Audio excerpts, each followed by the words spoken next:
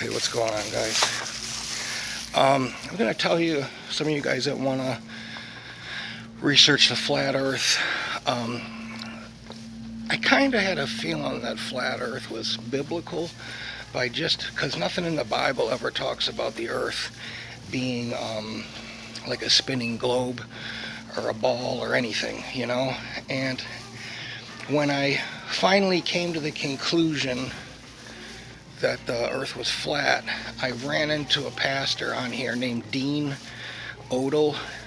His first name is Dean, D-E-A-N. His last name is Odle, O-D-L-E. And he's like a flat earth pastor.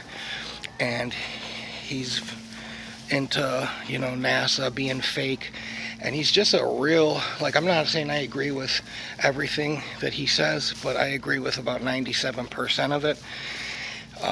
He's a really brave guy to, this is how this guy pays his bills, by being a pastor, and coming out and saying this is, a pretty ballsy thing to do. So if you guys want to look, he's on YouTube, find him, subscribe, and go through his stuff. He talks about flat earth imposters. He just talks about stuff like that people don't talk about, and he's a really good dude. And he just talks about, how the earth was formed and what the earth really is. He talks about the firmament.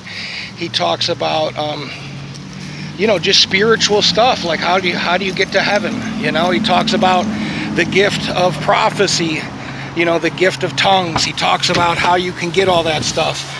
And that's why I just wrote a comment where I said, I don't use psychics because I use God. And a psychic, that's witchcraft. You know what I mean? I hear from God. I don't need to use tarot cards. So I just tell people, look up Dean Odle. If you're into the flat earth, this guy he's incredible, for a pastor. I really want to go see him. He's in Alabama. So check it out. Just start listening to him like I do when I'm driving around, and spiritually, he's just a good person.